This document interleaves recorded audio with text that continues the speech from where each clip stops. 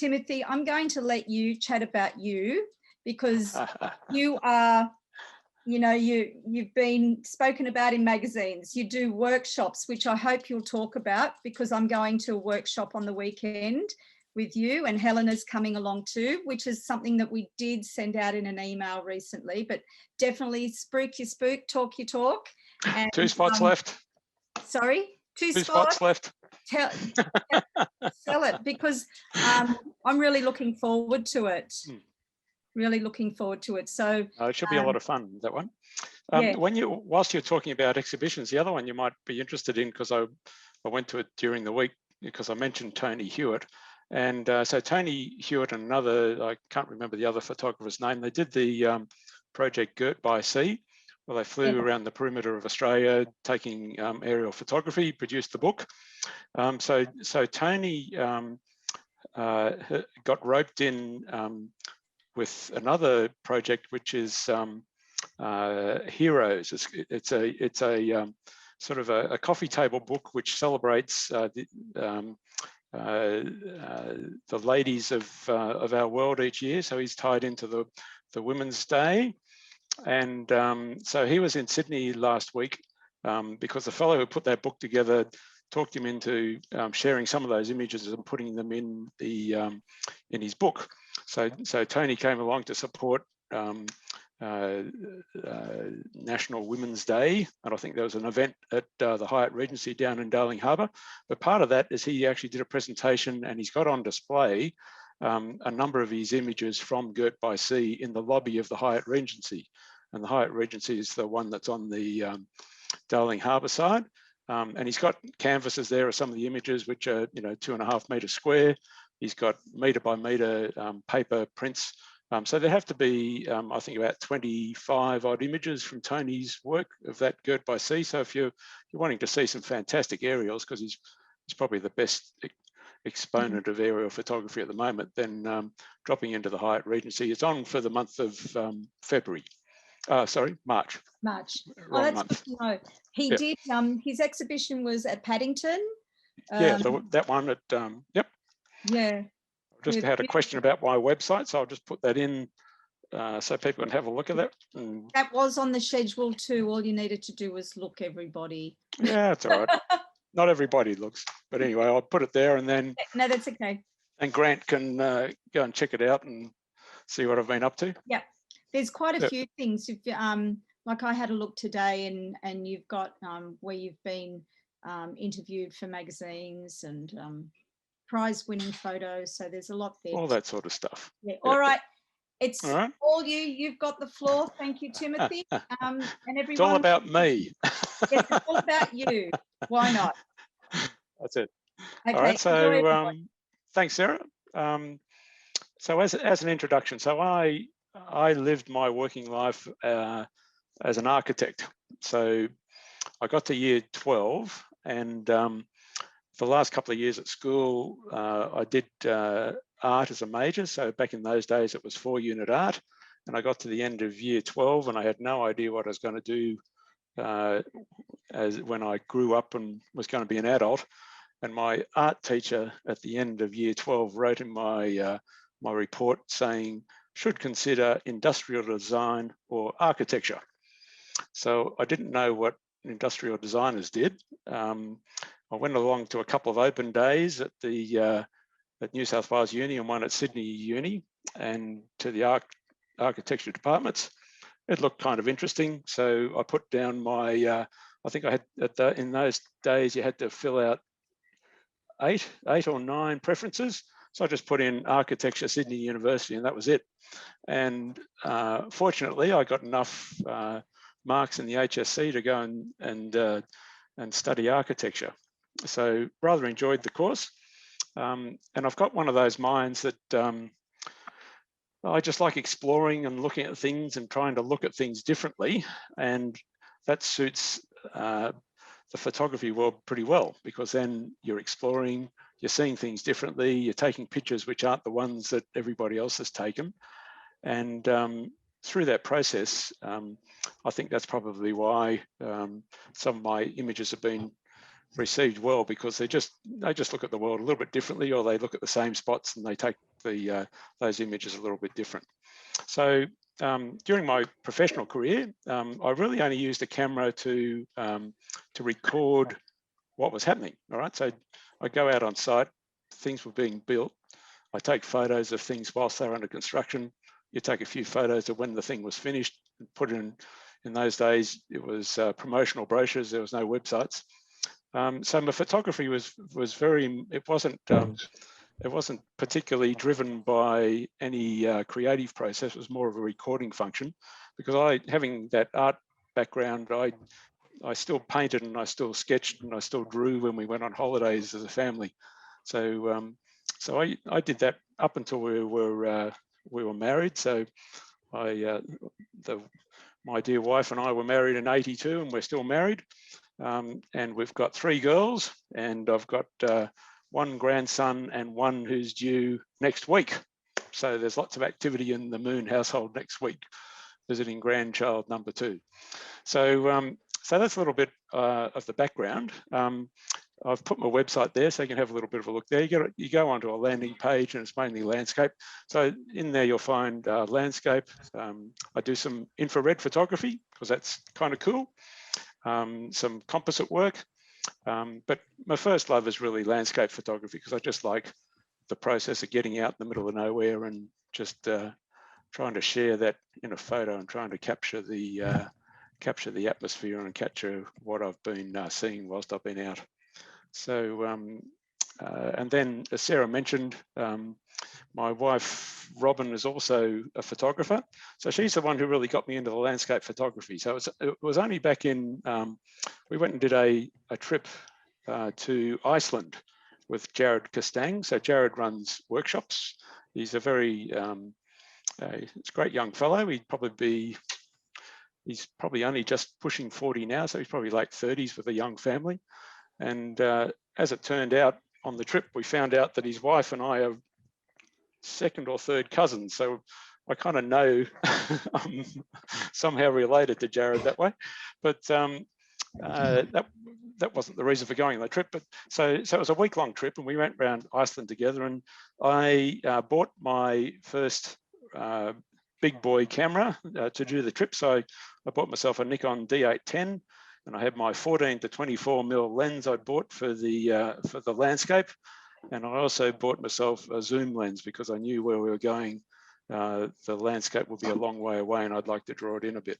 So we headed off to Iceland. I didn't know how to run Lightroom, didn't know how to run Photoshop, and I'd learnt on the job in Jared's workshop in 2016 was my first exposure. So what's that, 5 years now? So that's the duration of my landscape photography career. And I got into it because Robin, my dear wife, she's a theatre sister. So she manages operating theatres, and she does these stints under contract where she'll go to hospitals and help them with their quality assurance programs, putting those together. And she had a stint down in Hobart, working in one of the hospitals down there, helping them with their quality assurance program. And whilst she was down there, the Aurora was going nuts. All right, and so she walked into the local camera store in downtown Hobart and said, "Sell me a camera where I can take pictures of the Aurora." And the fellow sold her a Sony A7R II, and I think it was a 16 to 35mm lens. And she, with that, headed out the door and had a go at capturing the Aurora that night, and had some success. So that really kicked off her interest in photography. And then she, when she came back to Sydney, she made some friends with a group that you might be aware of called Focus Australia. They tend to do a lot of sunrise, sunset type, but mainly sunrises on the northern beaches. That seems to be where their main interest lies. So she got together with a few of these guys. She'd be heading off at pre-dawn on a Saturday morning to go and shoot the sunrise. And I thought, well, you know, that's not terribly safe, so I probably need to go and stand guard and look after and be the dutiful husband. So I ended up getting dragged along to these sunrise shoots. So that was the beginning of my sort of formal landscape photography career, was sort of grounded with Focus taking sunrise shoots on the northern beaches. And then we actually met Jared through that process, and then did the trip with him. So that's sort of a little bit of a history of where I've come from.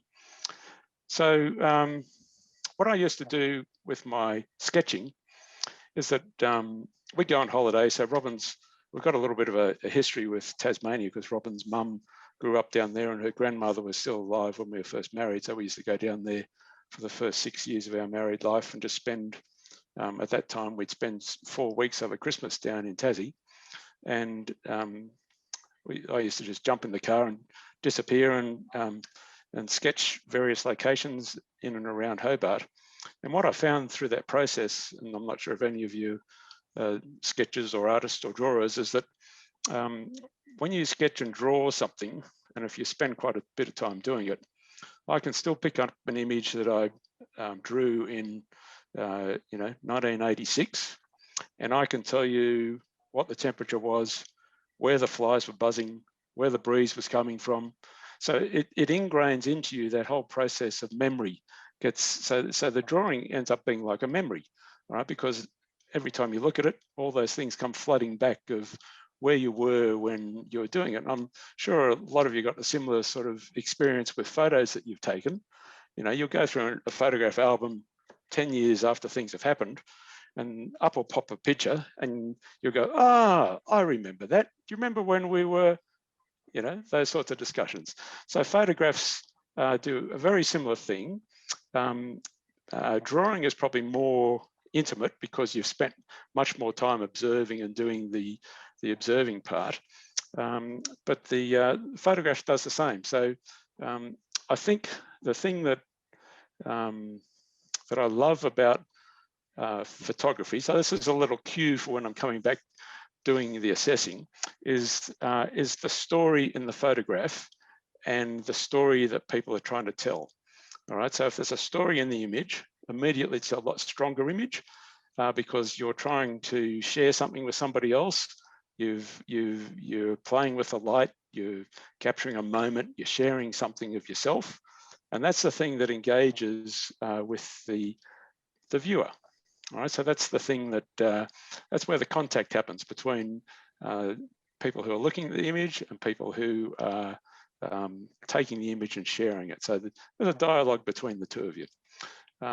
So when we look at things tonight, lighting, high key, low key, the underlying question is always, with every technique that you apply, is that how is this going to help me in my storytelling? So I might choose a high key image because it helps me with my story, or I might choose a low key image or it helps with my story. So they're all these various things are tools. So lighting is a tool, and sometimes it helps to tell the story better if things are lit more dramatically or if things are lit subtly. So just there again, it depends on what you're trying to tell through your image. So the basic thing, you think about all the high key images. We'll get into some things in a minute. I'll share a document, but most of the high key images are fashion images. They're happy images. They're beauty images.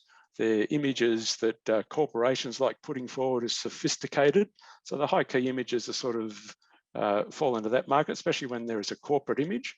The Estee Lauder sort of shot where all the, you got the beauty and the soft light and there's lots of optimism in a light image. And then at the other side, you've got the darker images, which, historically, they give the mood, they give the tension, they give the, that sort of film noir of the 40s, those really mysterious murder mysteries are all shot with the dark, moody shots. So immediately, when you make a choice between one or the other, you've got all this sort of historical baggage about how images have been used, and immediately you get a response from people in line with their memory of those sorts of images. All right, so there's a little bit of an intro. Feel free to ask a question whenever you want. jump in and ask for clarification. So so what I've got is I've got I've put together a little PDF, and I've got some technical stuff, some sort of background, a few images, and then at the end of that, I've also got 2 short videos. Not that I've produced, but ones I've sourced on the internet from Adorama TV, and they're both by the same guy. One for producing high key images, and he actually shoots a model in the studio, shows you how he does it for high key, and then he takes those images, puts them in Photoshop, and shows you how he processes them. All right. So you got the whole gamut of taking the photo, how you manipulate it to get a high key image, and then he does the same thing in the second video for the low key. So nice and short and sweet, 10 minutes for each. So I thought they'd be really helpful, because then you can see practically someone in the studio working with their lighting, and you can actually see immediately because you'll see the shot in the screen of what he took and the setup that he had. So then you can then correlate then your own sort of photography practice as to what you might do, how you might do it. So, all right, so I'll share the document first, and we'll quickly scoot through that, and then we can do the 2 videos at the end. So how do you want to do that, Sarah? Do you want to go for a while, have a break, and then finish, or what's the usual? We usually just go straight through. Straight through? All right, straight through it is. I love Russell's hair. Do you reckon that's high key or low key? Well, high key. He's got low key, but he's got low background. That's right. So, all right, I'll share this. See if this is going to work. I've then got to go full screen.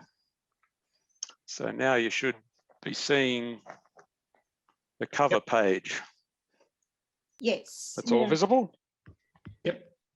All right, so that image I took of my brother in Vancouver.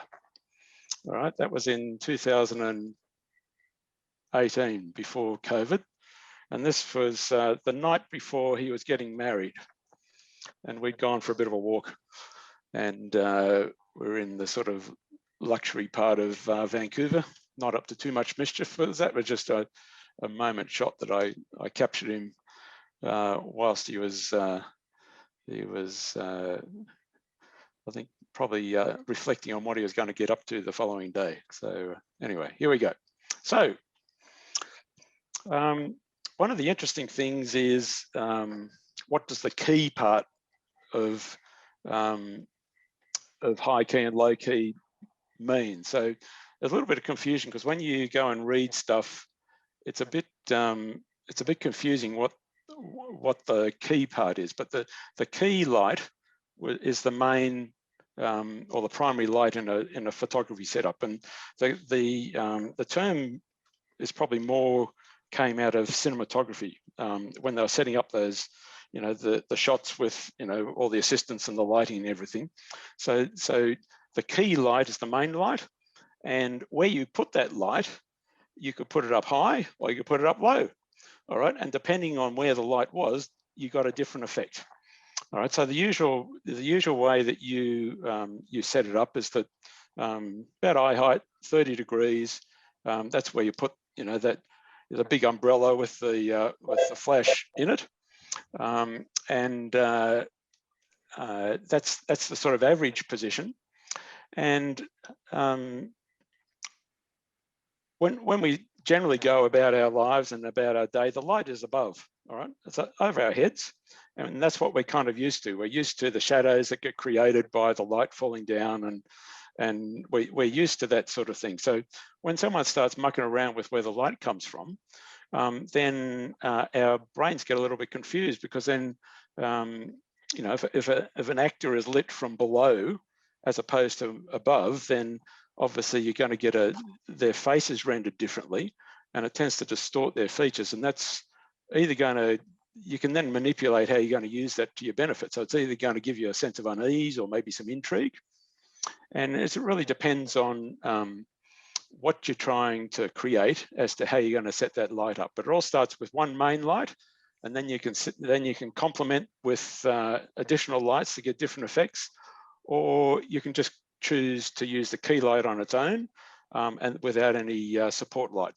So another way of thinking about it is our major light source is the sun. All right.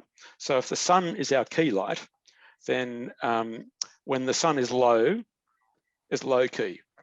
All right, because you've got the long, deep shadows, you've got the very, the light is very horizontal to the ground, and that's an unusual time of the day, because for most of the rest of the day, that's not where the sun is, but you get the long shadows, you get all that sort of interesting lighting.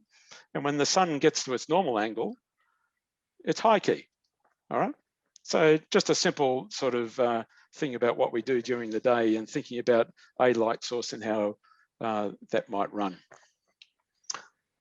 So where I think the confusion comes is that when you read most of the photography magazines and those other things, they don't use the word key as in key being the position that a light is in. So the idea of a key light is more the number one light, and they tend to then use the word key in a different way. All right. So quite a common definition you'll get in photography literature is a high key image is one where the key tones, you can see how they've changed the meaning of the word key to what they're talking about as the major. So the key tones are lighter than the midtone. All right, so you take an image, evenly exposed, got lovely midtones, bit of dark, bit of sort of highlights, and then a high key image means it's on the right of the histogram to that, so it's brighter, the midtones might be brighter, and a low key image goes to the left, which means it's then going to be darker. So that's the general sort of accepted way that you consider a high key, low key. So here's an image of a middle-aged gentleman, but what's interesting is that that's presented as high key and low key.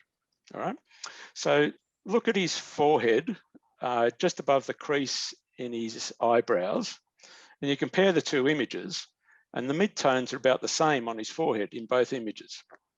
All right. If you look at his earlobe, between the earlobe and his right eye and his left eye, but his right one when we're looking at it, if you look at his ear to his eye, and you look at that area there, and you compare the two, there's not a lot of difference between the midtones and the darks in both those images. So the key difference, which you'll find as you go through between high key and low key, is what happens to the shadows. All right, so in a high key image, you get supplementary lighting that softens the shadows. All right, you can then accentuate that purely by what the model is wearing. All right, so on the left-hand one, white background, white shirt, black background, black shirt. All right, and as we've seen, if you look at the left-hand side of his face on both images, there's not a lot of difference between the two images. But where the big difference is how it's presented on a light background, dark background, and also the shadows. So the shadows have been softened right out. So in the left-hand image, we can see both of his eyes quite clearly. Right-hand image, right-hand eyes quite hidden away in the shadow. And the other really interesting thing about comparing these two is if you were putting together a corporate journal and taking photos of your staff, which style you'd take. All right. So just out of interest, the guy on the left, does he look more trustworthy and engaging than the guy on the right? All right. So if I was looking at a photo of the two, does the guy on the right, does he look more contemplative and engaging than the guy on the left? Does the guy on the left look like the photocopy serviceman and the guy on the right is the executive? Or so immediately the way the person is photographed, if you're looking in a portrait mode, it's actually telling us quite a different story, just how it's lit. But it's got the same person, but they have two different characters purely by the lighting. All right, because they're very similarly posed, and the only difference is really how the shadows are treated. and you've gone from thinking the guy on the right's a bit suspect to the guy on the left being, you know, your local affable, lovely bloke, and it's purely just by the way the lighting is done. All right? So there again, storytelling. So if you've got a story to tell, then purely by even if you look at the expressions, a little bit of a smile on the right, a little bit of a smirk on the left, but the model doesn't have to actually do too much for you to totally change your perception of them purely by the lighting. Yep. All right, so the histogram. So some people know all about histograms, others don't. So when you photograph, really good idea to get the histogram on the screen when you're taking the shot, because irrespective of what the camera is telling you, the histogram never lies. All right, so you might think you've got a perfectly exposed shot going by what the camera is telling you, but if it's on auto, you may not. But if you've got the histogram, you can keep a lot more control of it, which we might have a little bit of a look at as we go through. So the usual idea, this is supposedly a well-exposed histogram, which means you're keeping the blacks in from the left and you're keeping the whites in from the right. And you do that because in the RGB system, red, green, blue, every color and every shade of every color has a number, 3 numbers. All right, 1 red, 1 green, 1 blue number, and their mix then creates what we are looking at. So if the histogram goes to the left and the little warning sign on the left pops up, then what happens is that some of the shades you've got, your shades of black and your shades and shadows, end up being pushed right against the left-hand side, and that is 0, 0, 0 in the RGB system, which means it's black, dead black. And what happens is that once it's black, it's black. You can't get any tone, you can't get anything out of it. So the idea is to keep the blacks off the edge, and the same with the whites. If you push the whites all right across the other side, then you end up where it's 255, 255, 255, and it's pure white, and there is no detail in it at all. And that's when you get, that's when it's burnt out. So when your whites are just so bright that you can't do anything with them, that's the problem where it's gone off to the right on the histogram. So, so essentially you can see how the histogram is then broken up.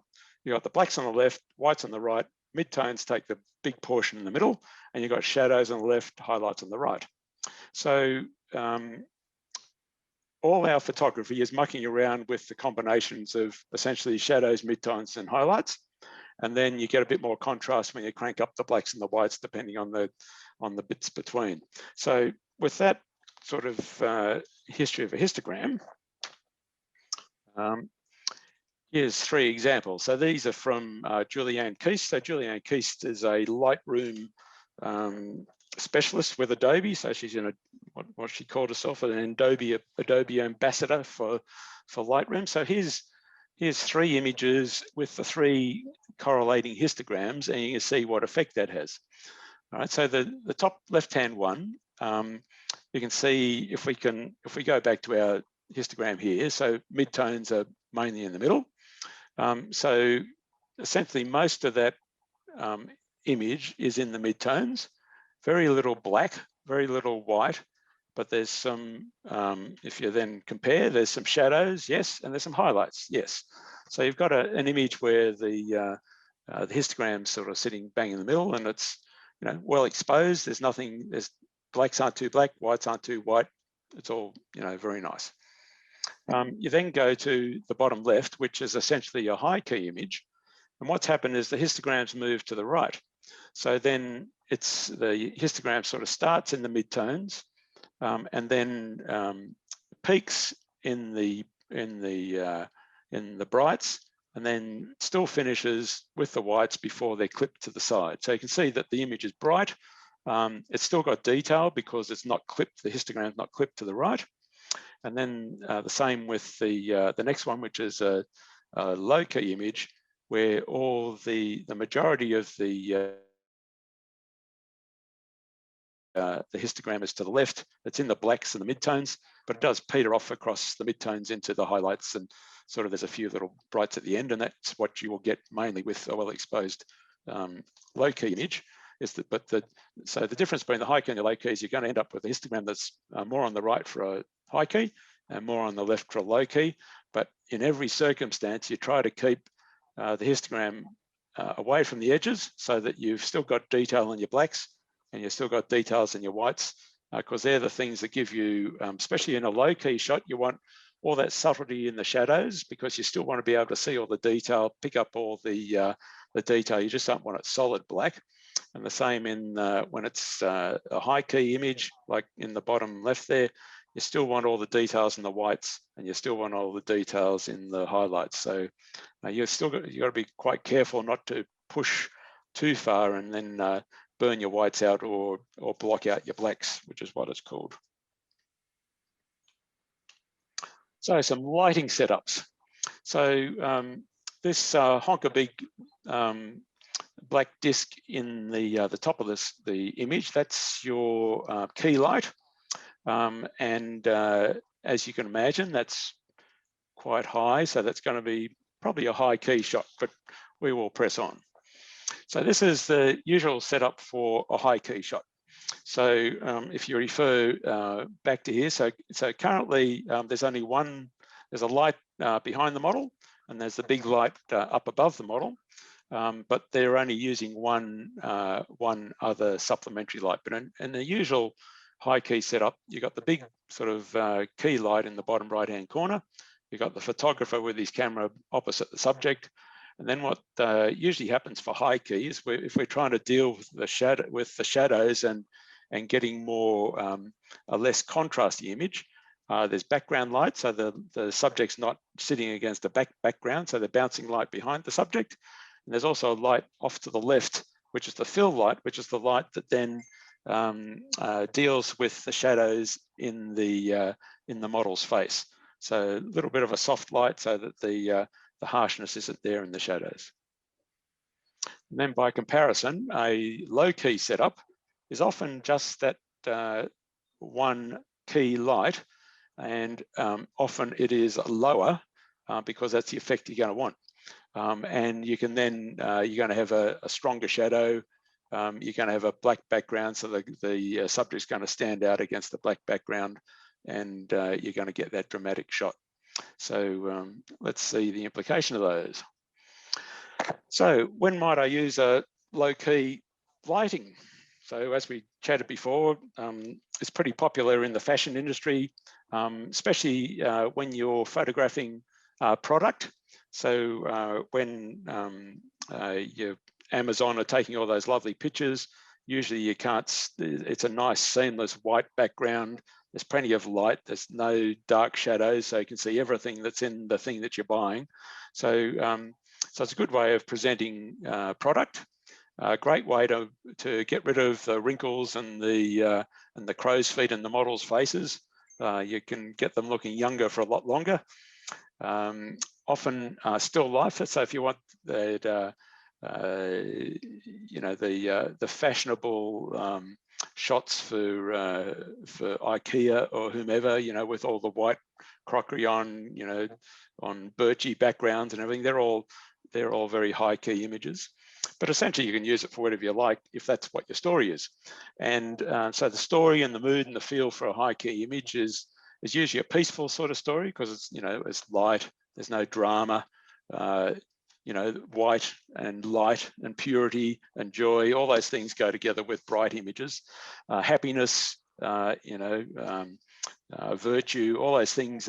So, you know, even, you know, light is good, dark is evil. So therefore, you know, everything light and bright is going to be good. So, you know, if that's the story, you push yourself to the high key image. These are back to front, terribly sorry. So for high key lighting, so I've got the wrong titles, they're back to front. But so the high key lighting, you know, it's great for children, for newborn babies and brides, because, you know, all those virtuous, bright, light, optimistic images are fantastic. And as I say, for commercial photography, it's for branding, and sophistication gets you that take. All right, so some high key images, you know, classic one where you got the sun flare and you got the smiling, model, and you've got the nice bright summery feel. You feel like you want to go and get yourself a drink and join in, don't you? It's sort of light and bright and cheerful and happy, and that's the story. And so if you're trying to, especially in a commercial photograph, if you're trying to essentially seduce people with your product, then if you've got create this atmosphere, then that's the story that gets sold with the nice light, bright, high key image. And the other thing I think that often comes with the high key images is a sense of authority. All right, so that it's got virtue, it's got it's plausible, it's understanding. You'd be able to you definitely listen to someone in a high key image where the guy in the dark image is looking a little bit foreboding, but anyway, that's part of the pitch. The classic glamour shot with the the nice light background. So essentially, it's really just tones, very subtle tones, and the skin has become absolutely perfect because there's not a wrinkle to be seen because there's so much light bouncing around. There's nothing sort of at an angle that's going to raise a wrinkle. It's all sort of straight on and hiding every single blemish, and the makeup is done to match. And yeah, so another sort of thing which is good to look at with all images is when you're putting an image together, you want to direct the eye. You want people to look where you want them to look, and you don't want them to be distracted by anything that shouldn't be in the image. A bit like editing a poem, all right? So you want to fine tune it down so that your poem at the end of the day has the least number of words it needs. It expresses the most amount of information to get your story across, and all the distraction has been taken out of the story, all right? Same thing you want to do with a photo. So in this instance, the high key background, all the distraction has been taken away. The model sits on the background, totally undistracted because of the nature of the background, and the way that the eyes are handled. That's probably, I don't know, what do you think? Is that where your eye goes to in the image first? Probably her eyes and the eyelashes looking downwards. That's probably, for me, where my eyes go in the image. So they've managed that very well, because what they've done is that they've left enough of a face for the eyes to sit upon. You've got a little twirl of the hair down the side, which just sort of leads down to her collarbones. You've got the flowers in the foreground, which sort of balance the darkness of the hair above, but the middle of the image is really very soft and really just tones of grey, yeah, it's a very, very controlled image as to what they want you to look at and how they want you to engage with it. So a very, very orderly image. And then this is actually a high key image, because you can see this is out of the movie Marie Antoinette, and Kirsten Dunst, they're sitting in the middle. You can see what the lighting, how they're playing with the light. So what they've done is that you can see by the models either side, they've got more of a normal sort of feel of what light is like when it's coming from above. But by changing the light on Kirsten's face, by removing all the shadow, it creates an unusual look. All right, so immediately that means that's where you're going to look in the picture. So in the whole perimeter of the picture, it's quite dark, well, relatively dark, and the brightest part of the picture is Kirsten and her face. And then the way they have lit that, they've used the high key lighting because they've bounced the light around on her to get rid of all the shadows. So even so, you can have a high key lighting system, but it doesn't have to be burnt out like the previous shot.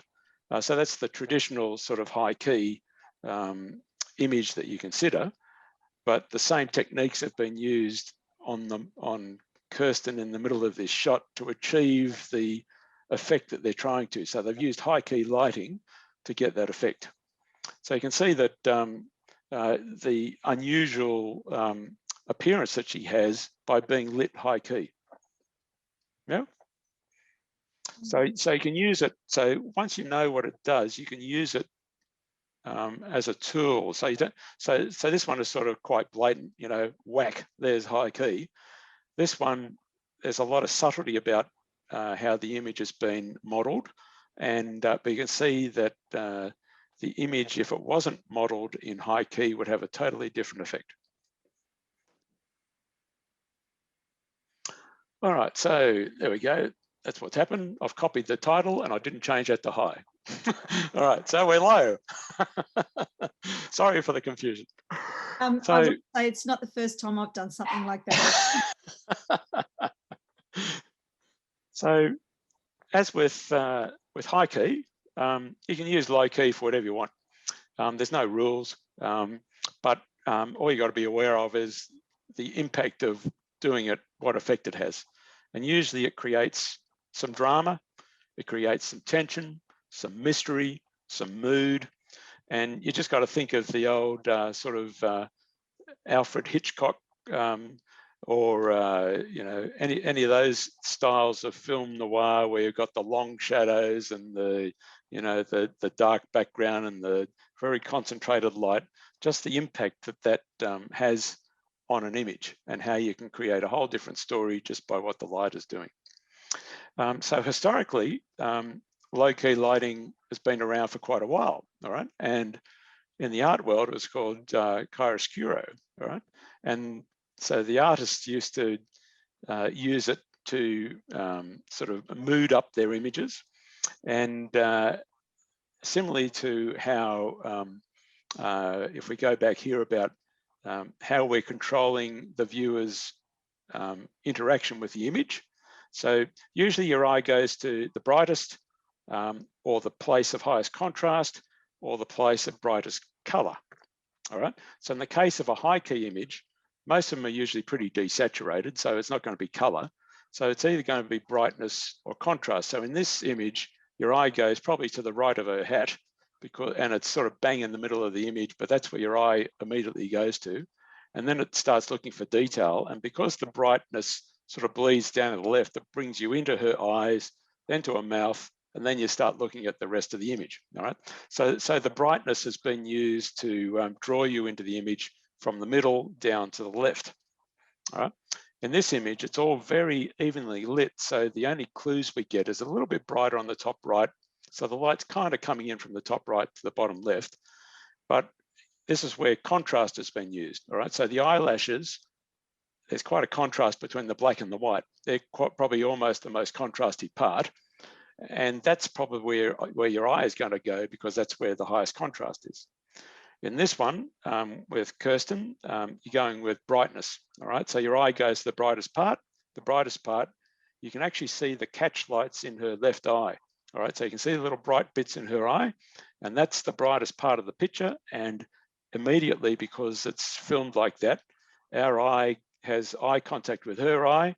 And if that's the magic thing with any portrait, is if you can have eye contact with the person in the image, you got a winner of a portrait because that's how you engage with the person in the image. So immediately here we got the catch light in the eye. It's the brightest part of the image. She's actually lit in a high key manner, which is she's taken out all the harsh shadows, and it's so your eye goes straight to her eye, and the brightest part being her chest and up around her neck. So that's exactly what they want you to look at. And so in the case of chiaroscuro, they do exactly the same thing. The old painters like Rembrandt and Caravaggio, they tell you what they want you to look at because they've lit it that way. All right. So the classic shot is something like this, and you know who you've got to be looking at. All right. So you got the guy on the left is the furthest away from the light, and he's got all the support actors. They're all pointing at him. Even the guy who's sitting first to the right with a fluffy beard, he's got the finger pointing at him. So everybody knows where you got to look. All right. So it's not sort of left up to the imagination. The light's pouring in from the right. The calling of Matthew, it'll be the light, symbolically the light beam pouring in on Matthew. Poor old Matthew, the tax collector's there counting his money on the table. He's trying to ignore it. but everybody's pointing at him and the light's pointing at him. So what chance has he got? All right. So the story is reaffirmed by the lighting. All right. If the lighting wasn't so intense and the figures weren't so manipulated, the story wouldn't be as strong. So strong story, strong lighting, strong modeling. You know? We have a look at another one here, which is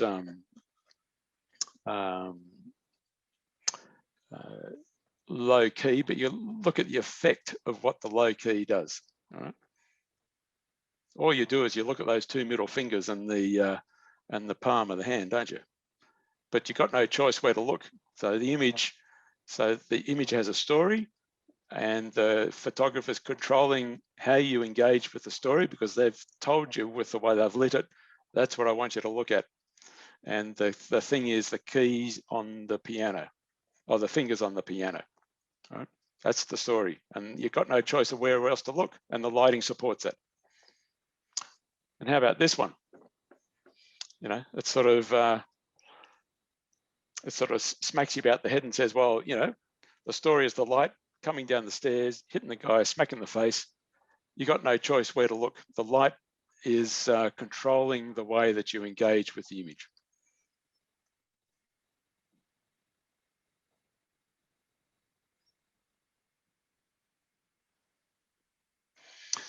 All right, so it's easy enough to get the lighting right in a studio, all right? Because you got your fancy light, you got your other lights, you got the backdrop you can modify and everything else. But most of you, when you're going to be taking these photos for the competition, are going to be shooting outdoors if you're not going to try the more controlled shot. So there's a couple of little tips there if you're going to try the outdoor ones. So if you're going to do the high key outdoors, it's a bit like when you photograph a waterfall, all right? The best time to photograph a waterfall is on a cloudy day because then you don't have the strong sunlight, you don't have the strong shadows, you can get the detail, you don't getting the whites burnt out by the strong sunshine. So similar sort of thing with if you're photographing a person, if that's what you're going to be doing for the high key, low key. You go on a cloudy day because the sky has given you a natural softbox. So you're going to get a much more diffuse light shooting on a cloudy day than you are on a sunny day. You've experienced yourself. You take the photo of everyone at the beach and the sun's out and there's this dark shadow across the other side of the nose because the sun's so bright. So your poor camera's struggling, trying to figure out whether it, you know, compensates for the brights or raises the shadows or what it does, and you end up with an image that's very contrasty that's shot in the open sun. So the idea to fix yourself with the contrasty light is you try and go on a cloudy day, and if you can't go on a cloudy day, the other option is you go to a shadowy area, so under a tree, but you don't want the mottling light. You want to get under a tree where there's no sun coming through, because if you've got the mottle coming through, that causes absolute confusion because the bright spots will distract and you won't be able to manage the light very well. So you need to either, you could take yourself along a beach umbrella if it's a sunny day, go down to the beach and then you take your photos under the beach umbrella. So that way you don't have the strong sun on the face, but you can also then do things like get the light bouncing off the sand, and then you can get your fill light by the light bouncing off the sand. So you might have to move around where you are in relation to the model to get the light at the right angle, but the light that bounces off the sand will do a similar job to what the that fill light was doing in the studio. The other thing to try is a bit of exposure compensation. So there's a little, most of your cameras will have a little button on the top which has got sort of half black, half white, and if you press that, it'll activate a dial, and in the neutral position, which is 0, you can then wind it either plus or minus. If you go plus, it means it's making it brighter. If you go minus, it's making it darker. So it's still properly exposed, but what it does is it then takes all the settings that it's discovered from properly exposed and then moves them all to the left or moves them all to the right. So it darkens the image or brightens the image actually in the camera, even though the camera is using the properly exposed. So it looks at the perfect sort of bell-shaped histogram and then moves it left for you or moves it right for you just by using the exposure compensation. So that's kind of an interesting one. And you can muck around to +2 and -2 because you can really burn the image out if you want to lose all the detail and if you want to really blacken up the blacks. So you just have a few goes at different shots with the different compensations. And then the natural trick for low key is you either shoot early in the morning, either sort of just on sunrise or just after, or last thing in the night, just as the sun's going down, or you go out at nighttime. All right. And the classic one, if you want to do the film noir look, is you go and find yourself a great street light somewhere, and you get the you got the dark street, but just the street your subject in the street light, and then that's your key light, and then you can muck around with the lighting in those sorts of circumstances. So there again, you can muck around with exposure compensation. You can go, take a half a stop dark, 1 stop dark, 1.5, 2 stops, and then just see what that does and how it tricks your camera into adjusting. But at the end of the day, I think you'll see in all these images is that the real difference between high key and low key is how the shadows are treated. Because so that one, for instance, going from black to white is very compressed. There's not much difference between the two. So you go sort of black, light grey, dark grey, white. All right, there's no real gradation between the two. So for the low key image, the shadows are really been minimized. All right, there's not much detail under his chin. There's very little around the back of his head, and it's really black and white. All right. Same with this one. There's not a great gradation. So the brightest parts are really just the white bits around the edge of the keys where the keys are glowing from the light coming in. But the majority, and a little bit around the hand, either left and right there, but the majority of it is mid-tone. So you'd have to say the 2 middle fingers are really mid-tones. The rest of it are shadows. So the underside of his hands are really shadows, and then you're getting into blacks in the background. So the whole image there is really composed of mid-tones to blacks, and then with only a few little bits of white just to get thrown in for the highlights. Similar sort of story here, but interestingly enough, though, you can see what Caravaggio has done here is he's actually painted in the shadows are a lot brighter than they would be naturally. All right, so if that scene was lit with the light that he's got going, there'd be so the boy that's sort of to the right of the table that's looking that's facing us. Look at the shadow on the left-hand side of his face. It's quite a bright shadow, and if he was in that stronger light, you wouldn't usually get a shadow that bright. So Caravaggio knows all about fill light. So he's put fill light in with his paintbrush on the left-hand sides of all those faces. So you compare the two guys in the shadow on the right-hand side, and look how harsh and contrasty the shadows are on their faces, especially the guy who's the furthest to the right, and how soft the shadows are on the guys who are around the table. So Timothy, sorry to interrupt. Yep. If we look at that one and the one with the stairs, I'm sort of seeing both of those as almost a version of a leading line as well. Yeah, you've got that as well. We're using the light as a leading line to take you to the bit that you want to see. And that's another theme that we've got coming up in a month or two. So I'm just curious how you're using, how that's happening. Well, the other interesting thing is if you're into metaphor, if you compare this guy with his piano keys, is there anything in that image that reminds you of piano keys? All right, so you can use elements in your image for different things. All right, so if that guy's looking at the set of stairs, what's he actually looking at? What's he engaging with? What's the story there behind it? All right. So I think in this instance, the lines are a great graphic tool to break up the darkness. All right, because you've got them rising to the right, and the last one finishes about eye height. All right, so it's nice and neat, because when your eye is scanning through the image, it goes from the top step across to his eye, and that's about level. So that's quite clever. And then where do you think the brightest part is? It's the brightest part where he's looking. So if you look at his downcast eyes, it's about the second step, isn't it? And that's the brightest part of the image.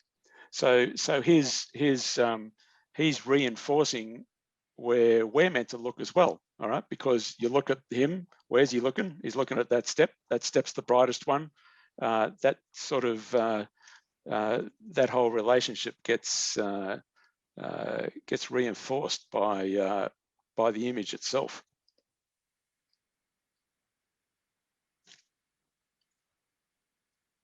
All the things you can find in an image, isn't it fun? Right, and then this is just luscious, isn't it? Look at all the colours, and you got pinks and blues and yellows and everything, but it's a high key image, all right? So when you don't have to have that preconception where your high key image has to be like that. That is a high key image because you can point at all the factors it's got. The shadows have been dealt with. That's the thing. It's the shadows, because you even down to the first ones we saw between the two boys there. It's how the shadows are dealt with, and that's the key thing between high key and low key. That's the whole intent. And historically, it was used a lot for TV when they were filming early TV with the black and white tellies. If they shot under normal light, normal cinematic light, the shadows were very contrasty, which didn't go too well with the old cathode ray tubes. So what they tended to do was to put fill light in and shoot high key, so that when that got transmitted on the telly, you actually had the details in the shadow, and it got rid of the contrasty look. All right, so that they turned the images from what we're seeing on the right to more on the left, because it transmits better and you get a better image. All right, so they got rid of the contrast by doing the fill light and using the high key technique.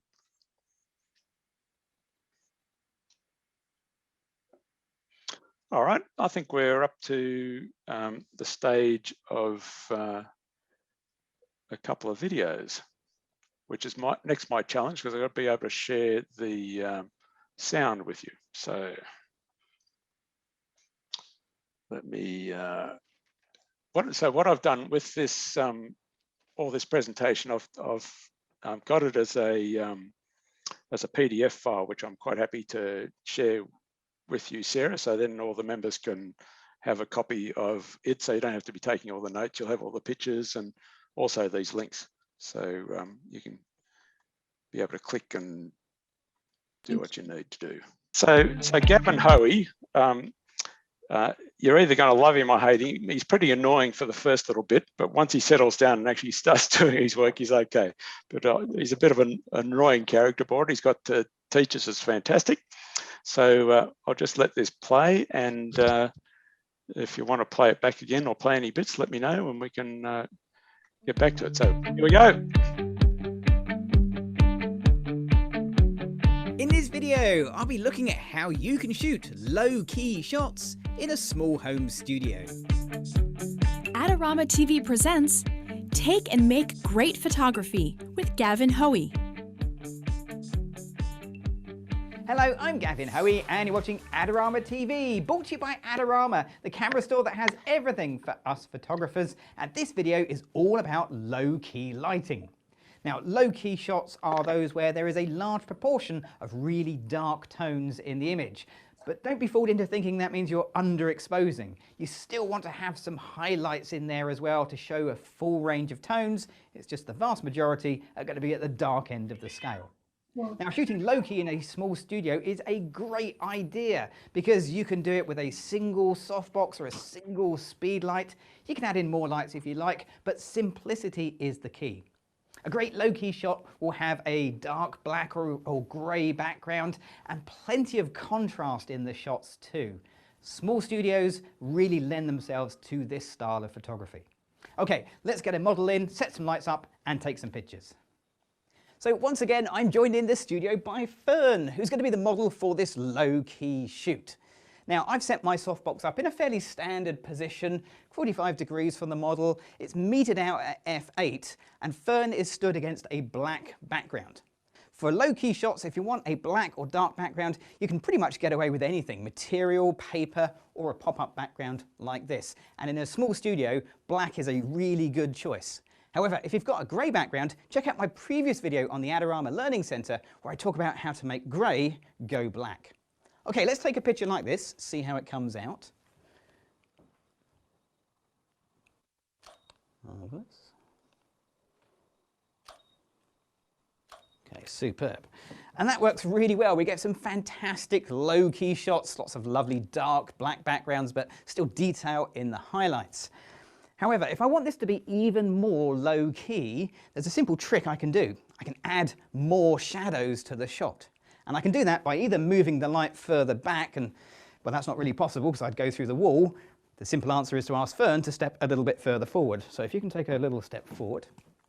So now the light is in a different angle, which means I need to rotate it around, of course, otherwise it would completely miss our model. But if I take a shot like this, watch what happens to the light when Fern is looking at the camera. Here we go, Fern.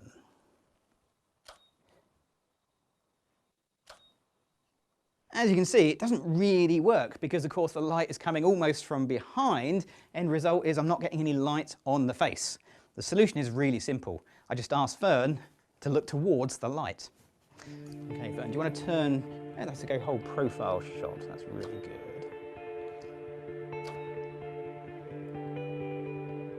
Just turn it a little towards me. That's it. Excellent. As you can see, those pictures look fantastic with lovely contrasty light. There's still highlight detail on the face, but also some shadows. And in black and white, it still looks amazing. Now, if you're wondering, where did the softbox go? Because it's really close to Fern, and yet it's not in the pictures. Well, there's a little Photoshop trick that I'm going to show you at the end of this video. So once you've worked out a basic lighting idea, why not take it a stage further? And there's many ways you can do it. One of the simplest is just by including a prop into the scene. So props come in all sorts of sizes and shapes. For this one, it's going to be a really simple prop. I'm just going to use a bit of material. Now, I'm going to talk about props in a later video in this little series. For now, just take my advice. Invest in some material. It really is one of the most useful things you can have around your studio. So Fern, I'm going to ask you to use this as a sort of a headpiece, really. So if I give you that, marvellous. Now I need to take a meter reading for this because I've moved my light to the other side. So let's get the flash meter, pop it underneath Fern's chin, point it back at the light. You're always going to meter towards the light you want to know the strength of. F8, that's perfect. Let's take a shot like that and see what we get. I'm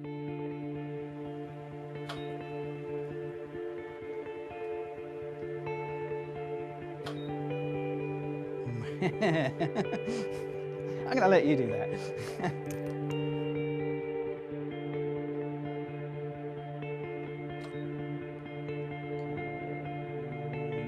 Chin up slightly if you can.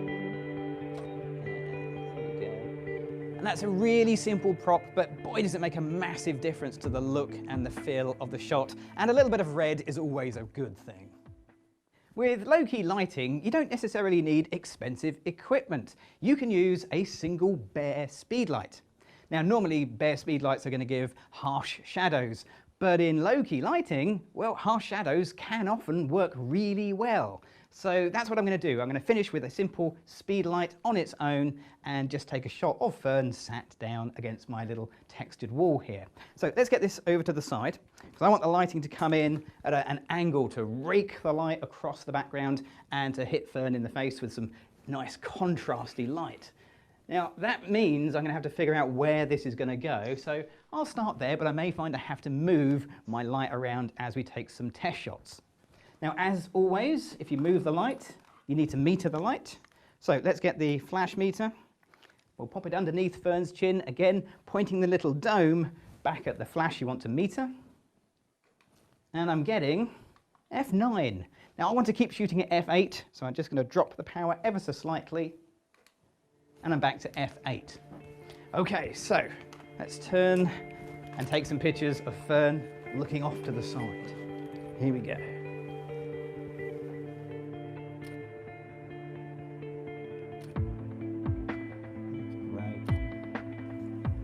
So those work well, but the direction of light is quite general.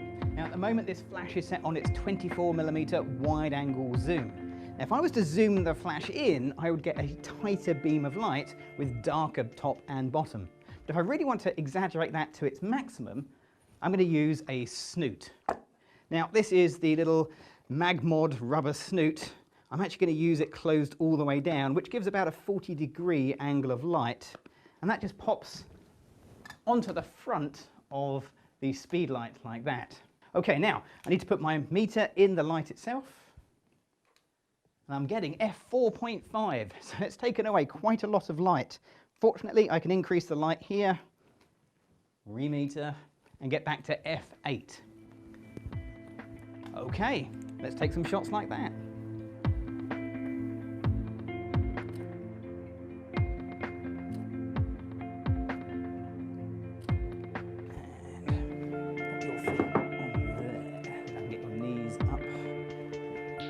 Everything below your knees is in complete shadow. Put your hands behind you and lean into the shot.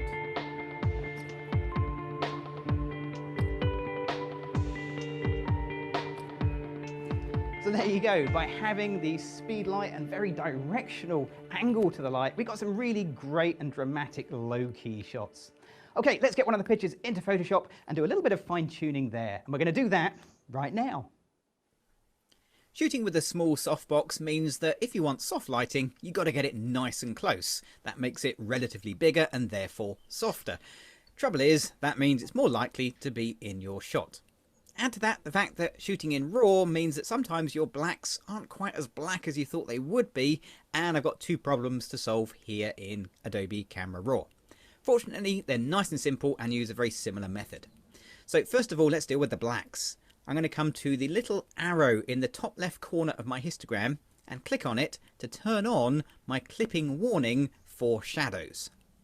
Now I'm going to come down to the blacks slider, move it across to the left, and as I go to the left, you see I'm getting this sort of warning area saying, yep, this blue area here is actually pure black. And I can see that by looking at the RGB here as I move my cursor across. 00 means black, anything else means, well, not black. And you can see that's great until I get here where I've got a little bit of colour coming in, but then I've got this large softbox to remove, so I'm going to deal with that bit in one go.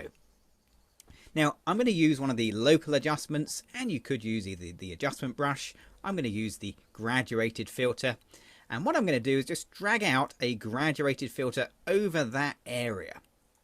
Now once I've dragged that across, I can move my sliders here because I want to reduce the exposure all the way down -4. Then I'm going to reduce the highlights all the way down to whatever they need to be, and as I do, you can see I've lost all the detail here. That means I now have pure black over this whole area. I've completely removed that from my shot. Now, if the softbox was still visible, if there was any other little bits, I could also remove whites and blacks. That'll get me all the way down. And of course, I can put multiple either brushes or graduated filters until that area is gone. But when I go back to my usual view, there is no softbox anymore. It's completely disappeared simply by making it really, really dark using the local adjustment tools. I always love shooting low-key images in my studio. It's so simple but so effective.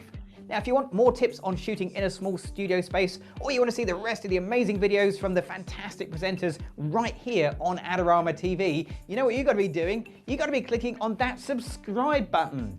I'm Gavin Hoey. Thanks for watching. In this video, I show you how to shoot high-key portraits in a small home studio. Hello, I'm Gavin Hoey and you're watching Adorama TV, brought to you by Adorama, the camera store that's got everything for us photographers. And once again, you join me in my small home studio. Today, I'm going to do a portrait shoot with a high-key lighting. Now, previously I did low-key lighting. High key, well, that can mean different things to different photographers. So for me, a high key shot is one where most of the tones are in the brighter half of the histogram, although it's perfectly okay to have a little bit of black in there too.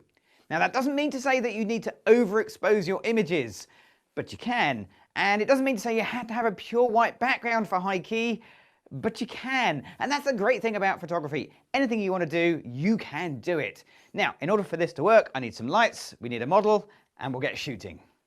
So today I've been joined in the studio by Jade, who's going to be the model for this shoot, and we've done a bit of preparation here already. I've got a white background because you need a light or white coloured background for a high key look.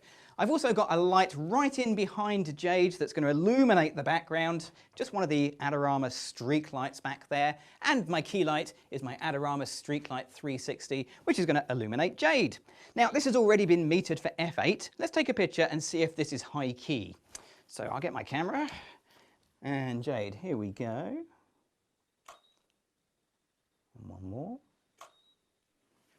And as we can see, we've got a nice pure white background. We've got great illumination on Jade, but for me, that's not high key. There's just too much shadow on the shady side of Jade's face.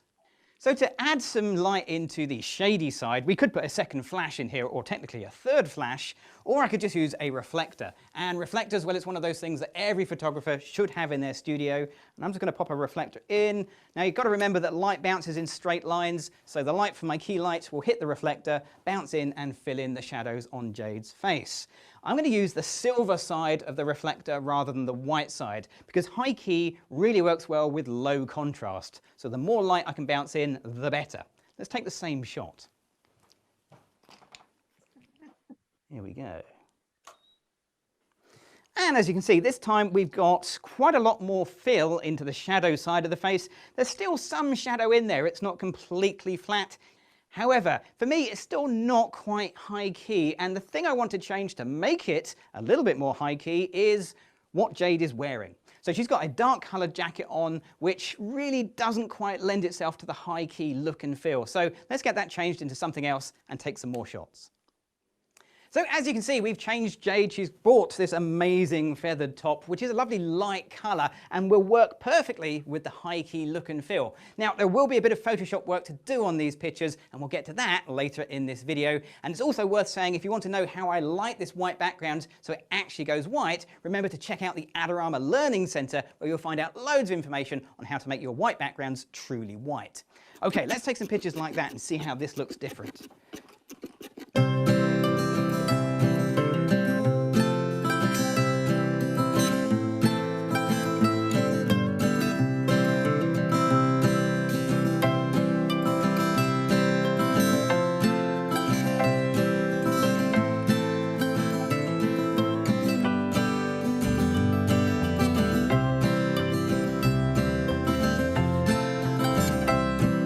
So this time we've changed things slightly. We've changed Jade's outfit again. Now she's wearing something that's definitely white. And if you're going to go for a high key look, having your model actually wear white, well, that really helps to make the whole high key thing come together.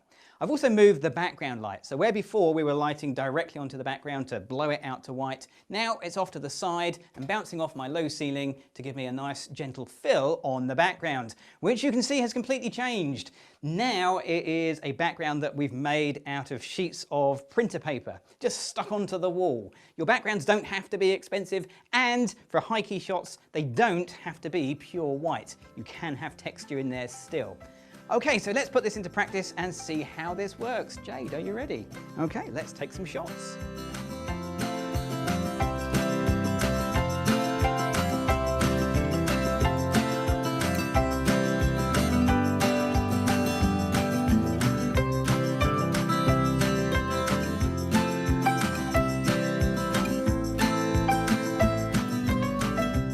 In a previous episode of Adorama TV, I talked about props being one of the key things for a small studio space like mine, and one of my favourite props was sunglasses. Go check out the Adorama Learning Centre if you want to find out some more of my favourite props, but if you're going to use props with high key, you want the props to be part of the high key look and feel. Hence, Jade's wearing white sunglasses. Let's take some shots like that.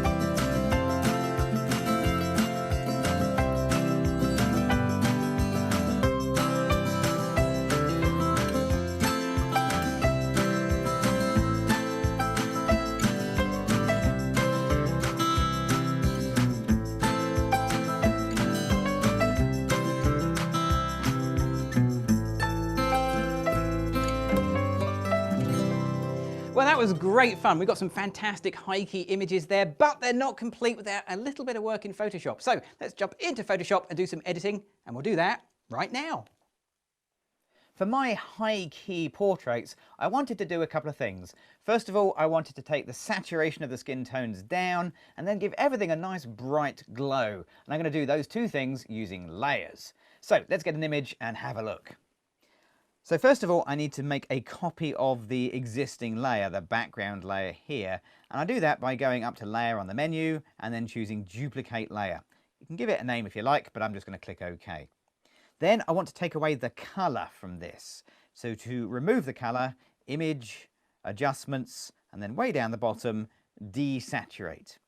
So that takes it to black and white. But it's not quite high key, and the high key bit comes along when I change the blending mode from normal to screen. Now, screen blending mode is always going to make your image lighter, and by having a black and white and a color version, I reduce the saturation of the color along the way. I also lose a bit of contrast, but we'll deal with that in a second. Now, I think that's just a little bit too strong, so I'll reduce the opacity of this down until I find something that I'm kind of happy with, and that's likely to be in the sort of mid-60s, something like that. Okay, what about that contrast reduction? Well, for that, I'm going to add contrast back in by making another duplicated layer. Layer, duplicate layer, click OK. Now that'll duplicate the blending mode as well, so currently it is the screen blending mode. I'm going to come down and change it to soft light. Now, soft light will add some contrast into the scene. Again, I might want to adjust the opacity for how much contrast I want. I reckoned it was probably about right where it was, but it just adds just a hint more to the blacks. And remember, it's perfectly okay to still have some black even in your high key shots. Now, one area where I've got to do a bit more work is something that I kind of added to my own workload on, and that's the sunglasses. Because sunglasses, well, you always get reflections, and I'm going to show you how to remove the reflections really quick and simply by using, again, a couple of layers. So first thing to do is to select the lens part of the sunglasses. So I'm going to get my quick selection tool, and we'll just click in here and in here. Now, I think it probably needs a little bit of softening of the edge of my selection. So to do that, I'm going to use Select and Mask, because I'm in Photoshop CC. That would be Refine Edge on older versions. And I'm just going to add some smoothing and a bit of feathering, just so I soften the edges of the selection. Click OK. Now, the next thing is a nice little keyboard shortcut. Control-J on a PC, Command-J on a Mac will jump that selection to its own layer. Now, in order to make the sunglasses darker, I need to change the layer blending mode, which is currently set to soft light, and I'm going to go down for multiply. Okay, we need a couple more of those sunglasses, so I'm going to press Control-J, Command-J again, and as I do, you can see that the sunglasses get darker and darker.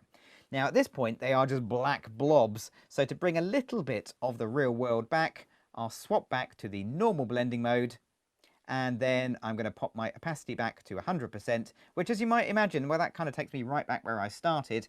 But here's the trick. Come down to my layer mask button. I'll add a layer mask, and I'll get a paintbrush, and I'll make sure my paintbrush color is set to black, and then I can just mask off those little bits there. Now, you could use the eraser tool as well, but the mask just gives me that little bit more control. And all that does is it just adds a little bit of the real world back into the edges of the lenses. And that just makes the whole thing feel a little bit more 3D and a little less painted black. And there you go. There's my high key image completed. It's amazing how adding a few simple props makes all of the difference to your high key shots, and so much easier to do when everything is white. Now, of course, if you want to see more videos from myself and the other amazing presenters right here in Adorama TV, you've got to click on the subscribe button. And if you've enjoyed this video, don't forget to click the like button and leave me a comment below. That's it. Short and sweet. All that you need to know about high key and low key. Thank you, Timothy. That was very good. And he wasn't too bad at all, actually.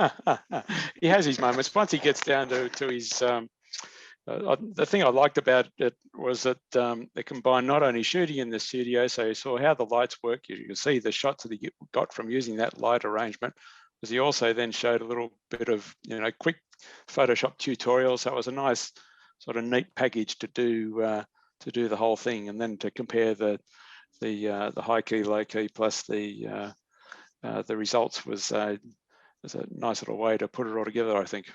Yeah, I agree. And even if we don't go out and try to do it in the studio, the idea that you're looking for shadows, you're looking for backgrounds that are suitable, clothing, props, that sort of thing. So that will help everyone. The other thing just to look at, because they are pretty handy, is that so if you're going to go in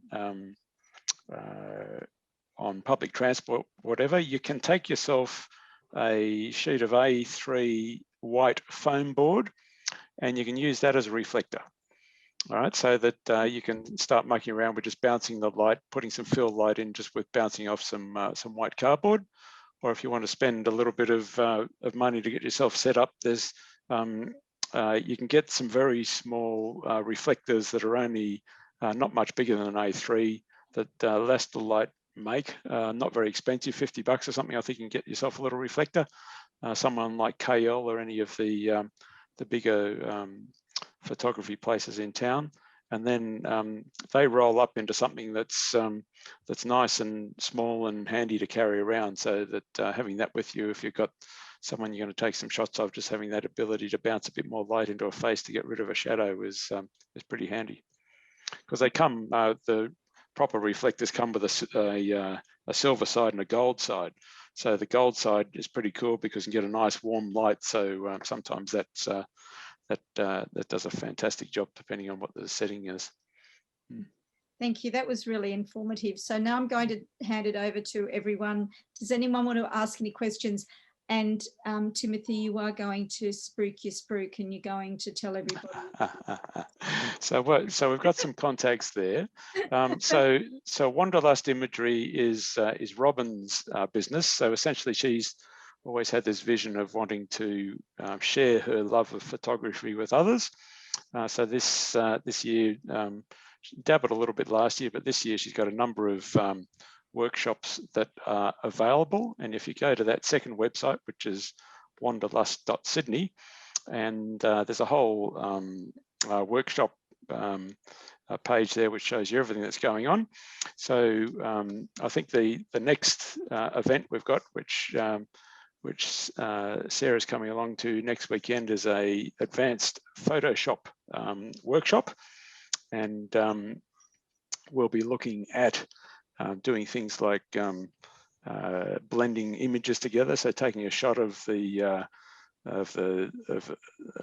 background, a shot of a midground, and a shot of a foreground, sometimes using different lenses, and then blending all those three images in to actually manipulate how your image goes together. So one of the things, coming from a sort of painterly background, the thing that drives me nuts is how hopeless the camera is at doing things. All right, you just got to think about it yourself.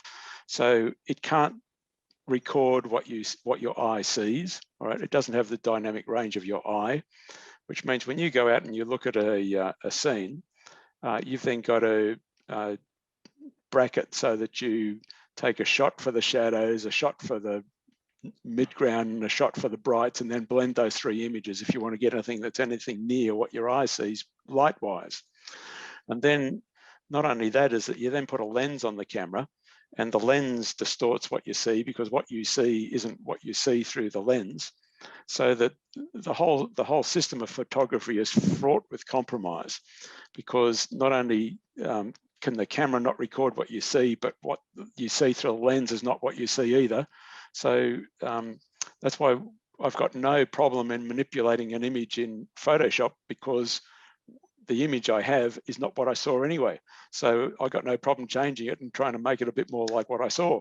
So that's the whole sort of theory on what I do. So I tend to approach my photography more like I do my painting, where I will use my camera to capture bits of the image, and then I will put those bits together to create an artwork, which is more like what I saw, or more like the mood which I was after, or whatever. So when you have a look at those landscapes that I've got, I've on my website, I've stretched and moved and changed the pixels around to try and get them more like what I saw, and also to give more of the mood of what I saw when I was in the environment. So I'm not happy just to take what the camera tells me.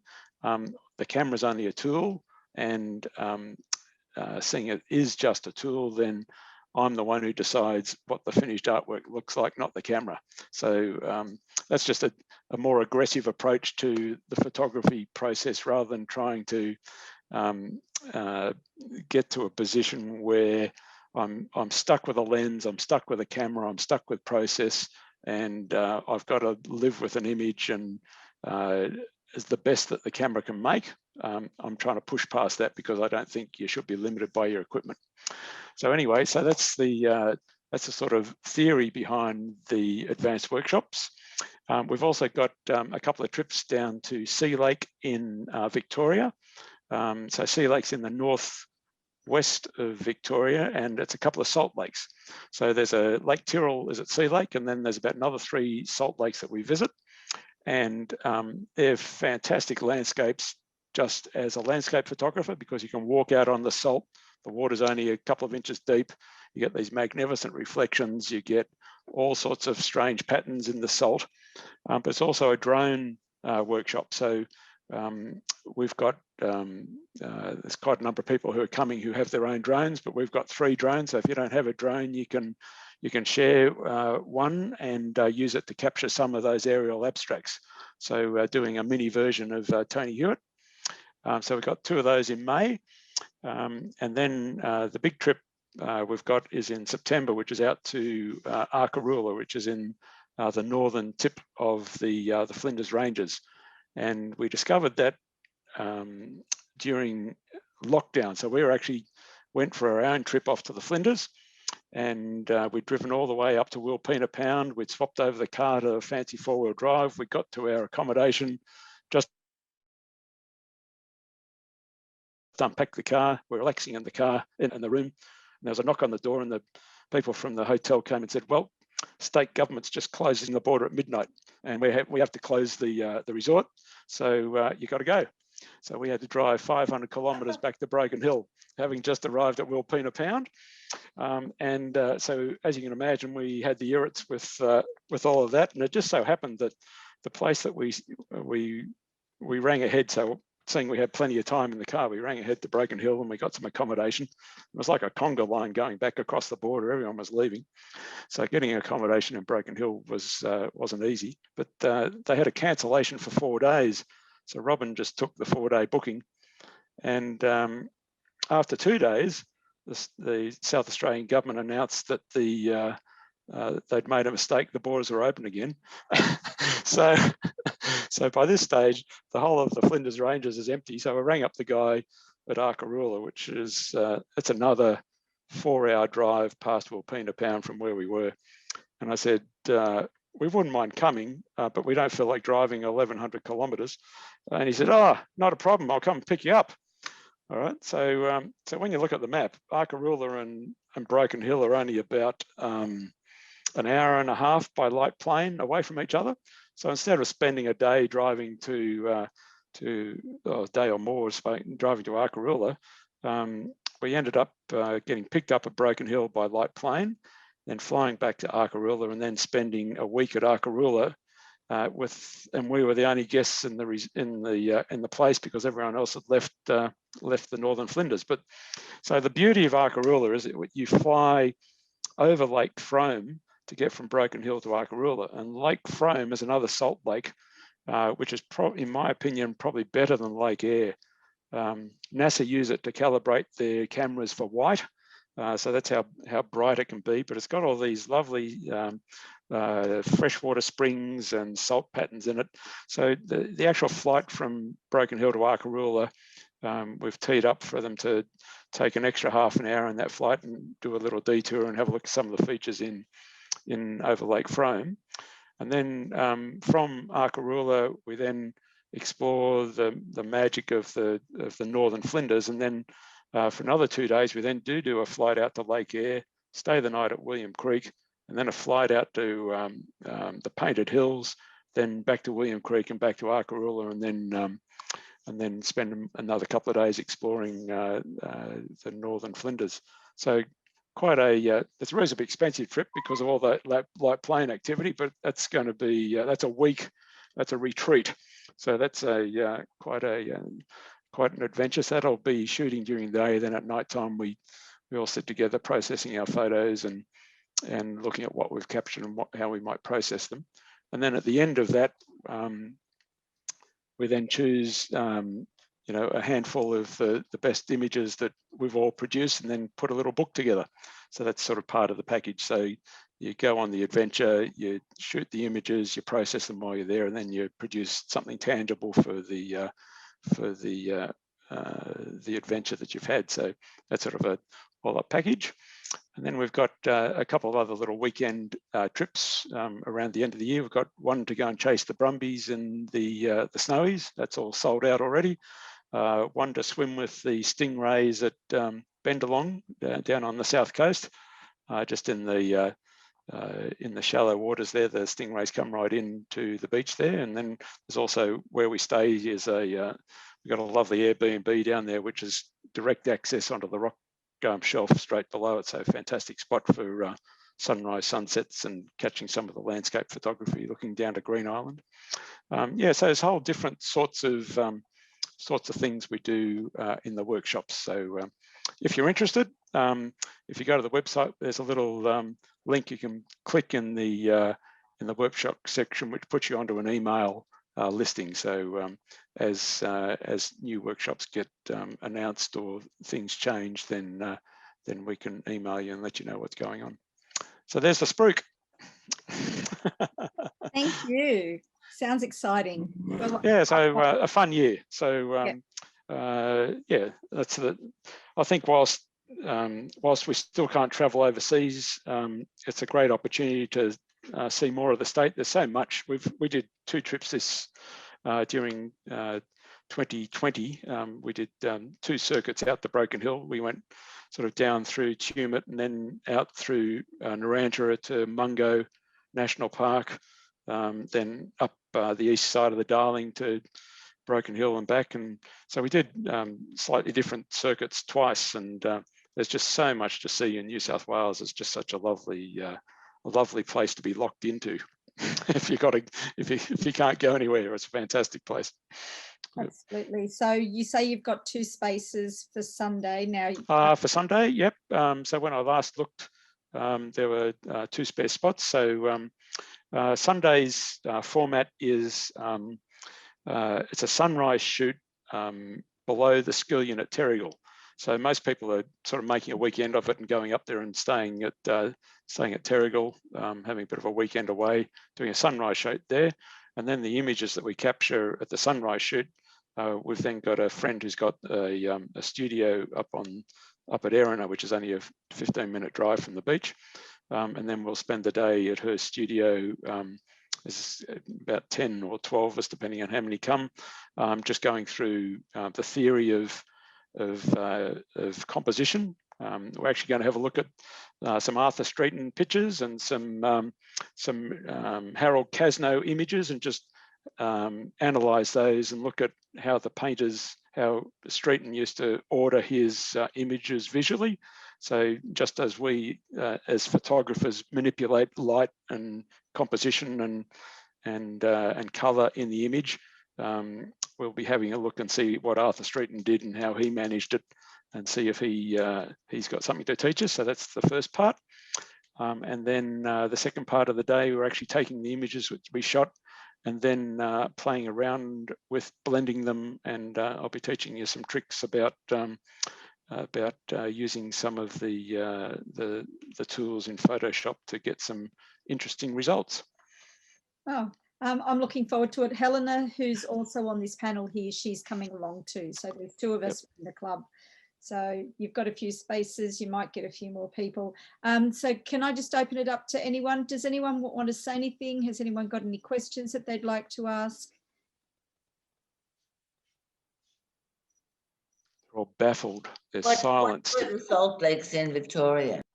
Sorry? You mentioned salt lakes in Victoria. Where are they? The closest town is Sea Lake, and the closest town to that is Swan Hill. So it's about to get there, you can either fly to Melbourne and then drive for about 3.5 hours up to the Sea Lake, or if you want to drive from Sydney, it's about a 10-hour drive. So we tend to do it in 2 days. We usually overnight in Narrandera. So it's a perfect opportunity if you want to sort of get out of Sydney for a week or something. You'd actually incorporate a trip to see Western New South Wales, and whilst you're out that way, do the workshop and then head on back. So it's not, I don't think it's the sort of thing you just drive there to do and then drive back, because there's so much between here and there. So it sort of gives you a destination to have an adventure with. So you have an adventure out, have your workshop for 5 days, and then complete your adventure on the way back. Narrandera is where there's the shearing sheds out there. Yes. Yeah. The best shearing sheds we've come across are near Menindee, Kachiga National Park. There's a fantastic old wool shed there, and the shearing shed's there, and it's in original condition. That's where I've been. Yeah. I drove Yeah. out to Mungo and I came back through there, and they've got the some of the buildings and the insides and the wallpapers are exactly the same as when they've walked away. Yep, fantastic spots. Good space. The other thing, if you're into Aboriginal art, which is worth doing on the way back from Broken Hill, you can head up towards White Cliffs, and you can go to Mudawinji National Park, and they've got some fantastic rock carvings and the like up at the Mudawinji National Park. So all sorts of things to explore in Western New South Wales. We've got a great state, haven't we? We have. We certainly do. So if nobody has anything else to say, I want to say thank you, Timothy, so much for tonight. I think you can either take it that nobody's got any questions, so you explained everything really well, and I think we're all looking forward to seeing you return in 2 weeks, and we'll all have some images, one high, one low key to present, and we'll have some discussions around those when you submit them via Dropbox, please.